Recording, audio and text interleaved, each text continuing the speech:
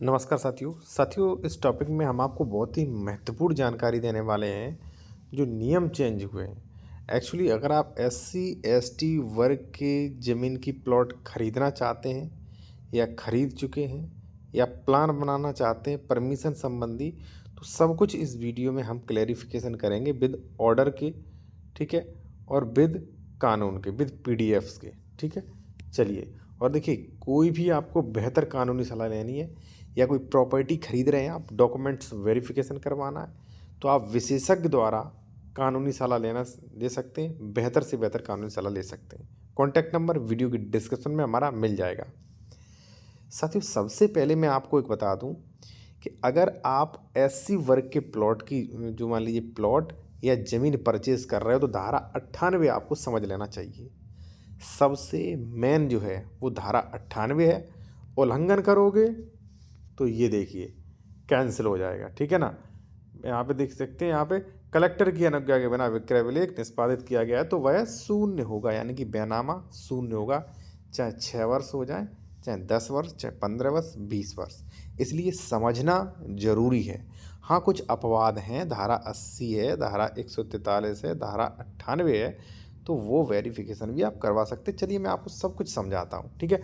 और कोई भी बेहतर से बेहतर कानूनी सलाह या कोई प्रॉपर्टी खरीद रहे, डॉक्यूमेंट्स वेरिफिकेशन जैसे डबल रजिस्ट्री, अंश से अधिक विक्रय जमीन सरकारी तो नहीं, तो आप विशेषज्ञ द्वारा ये सारी सुविधाएं ले सकते हैं। कॉन्टैक्ट नंबर वीडियो के डिस्क्रिप्शन में मिल जाएगा। अब देखिए साथियों, धारा 98 वही सीधा कहता है कि अनुसूचित जाति के भूमिहीनों द्वारा अंतरण पर प्रतिबंध है, यानी कि किसी भी प्रकार के ट्रांसफर पर हम रिस्ट्रिक्शन लगाते हैं भाई, ठीक है। स्पष्ट लिखा गया है कि कलेक्टर की पूर्व अनुज्ञा के बिना कोई भी भूमि किसी अनुसूचित जाति के भिन्न विक्रय, दान, बंधक, पट्टा अंतरित करने का अधिकार नहीं होगा। स्पष्ट हो गया भाई। अब आप कहोगे आप कुछ नहीं जानते हो, यूट्यूबर तो ऐसे ही होते हैं, फालतू कुछ भी बकते हैं।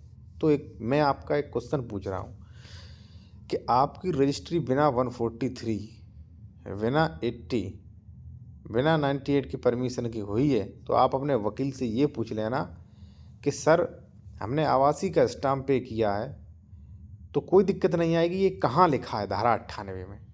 कहाँ लिखा है धारा 98, 144 और 80 में कहाँ लिखा है कि भाई मान लीजिए आप जो है प्लॉट खरीद रहे हैं, आवासी का स्टाम्प पे कर दिया तो धारा 80 हो गया? ऐसा नहीं। आपने आवासी का स्टाम्प पे कर दिया फिर भी 144 80 नहीं माना जाएगा। उस पर जो है कार्रवाई हो जाएगी 104 और 105 की। मैं ये नहीं कह रहा हूँ आप हमारी बात मानिए, आप हमारी बात की रिसर्च करिए और फैक्ट पे अपने एडवोकेट से पूछिए, ठीक है। और मान लीजिए कोई आप नहीं, कोई दिक्कत हो रही है, तो आप मुझसे भी बेहतर सलाह ले सकते हैं। कॉन्टैक्ट नंबर वीडियो के डिस्क्रिप्शन में मिल जाएगा। तो कहने का मतलब साथियों ये है कि भाई रिस्ट्रिक्शन लगे हैं, प्लॉट भी आप नहीं खरीद सकते जब तक 143, 80 या 98 का नहीं हुआ है।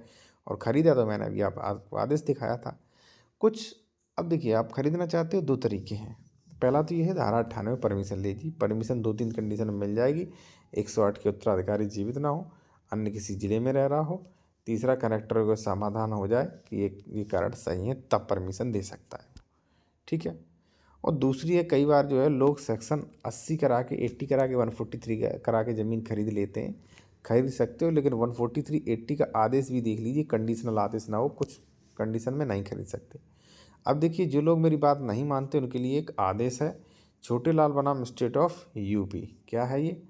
प्रश्न ये है कि क्या उत्तर प्रदेश जमींदारी विनाश भू व्यवस्था अधिनियम की धारा 166, 166, 167 के अधीन कार्रवाई विक्रय बिल निष्पादन से 6 वर्ष की अवधि के बाद प्रारंभ नहीं की जा सकती है। निर्धारित किया गया कि उत्तर प्रदेश जमींदारी विनाश भू व्यवस्था अधिनियम की धारा 157